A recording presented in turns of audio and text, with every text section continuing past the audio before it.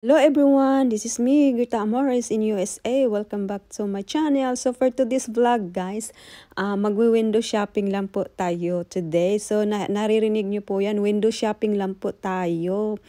So pupunta po kami ng aking asawa sa Navy Exchange.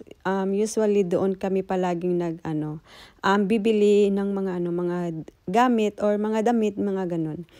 So, yan, yung driver ko ngayon is yung asawa ko kasi nga, alam mo na, kung saan ako nandun siya. So, ito po pala yung part ng Bachman Bridge. So, ito po yung palagi naming nadadaanan pag pupunta kami sa Navy Exchange. So, yun po yung tinatawag namin na Bachman Bridge. So, ayun, maganda po yun ang weather that time. Sunny siya and malamig yung hangin. So, it's perfect talaga. So yun, malapit na po kaming makarating sa Navy Exchange. So enjoy nyo lang guys yung weather namin sa papanunood. So yes. Close to the sun.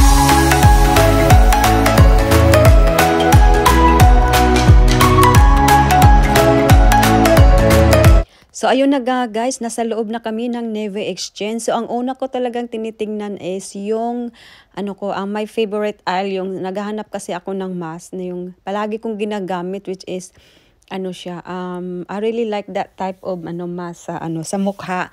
So, ayun guys, sad to say na, naubos na, hindi ko talaga nakita, ulit na ako na paikot-ikot dyan sa aisle na yan kasi nag-reorganize sila kaya medyo nahirapan din ako. So as in talaga wala akong makita. So ang ginawa ko na lang is kumuha ako ng bagong mask na which is collagen din naman siya. So ayun, yun na lang yung kinuha ko. Tapos after, naghahanap pa talaga ako niya until na bored na ako. So ayun, umalis na ako tapos pumunta na lang ako sa mga damit at that time naglalakad-lakad lang. So ayun, meron nag-iingat talaga ako pagkuha ng video kasi nga yung iba ayaw mabahagi sa recording. So ayun siya guys, yung bit ko yung itong slipper na to, pero kaso nga lang yung paghawak ko is siya medyo may pagkabigat. So ayun, di ko siya binili. So ayun, naglalakad na din ako. And then naghahanap po talaga ako ng bag na maliit kasi may gagamitan ako. So kaya umikot-ikot lang din ako niyan diyan sa bag or yung sa aisle na yan, sa bag section. Naghahanap talaga ako yung yung mura or yung cheap na bag, pero talaga wala akong makita. So ayan, ikot lang talaga ako ng ikot diyan kasi alam niyo na. At guess what? Ito yung nakita ko, ito yun. So first time kong nakakita ng ganyan na hindi siya first time kong nakahawak na mamahalin na bag, kaya talaga ako, na-amaze ako. So ayun, kaya pala yung ibang tao gustong-gusto yung mga ganyan na bag kasi ang ganda talaga ng leather niya.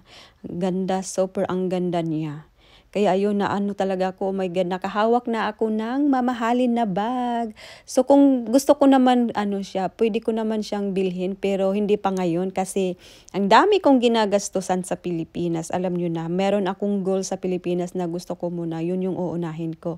So that yung type na bag na yan, meron din ako. Yan yung ginagamit ko ngayon is yung Carry Speed. So ayun.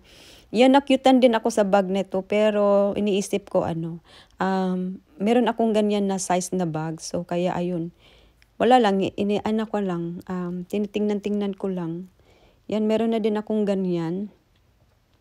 So ay binalikan ko talaga yung mamahalin na bag guys. Gusto ko lang siyang i-enjoy na hawakan kasi alam nyo na, ang mahal, oh my God, na yan, plane ticket na yan na $2,000 something. 2,000 more. So kaya yun, hinihimas-himas ko na lang yung mamahalin na bag, o diba? At least nakahawak ako. First time ko talagang nakahawak na mamahalin na bag. Yan naman yung Michael Kors, which is nagandahan ako pero hindi ko masyadong type yung niya, yung style niya.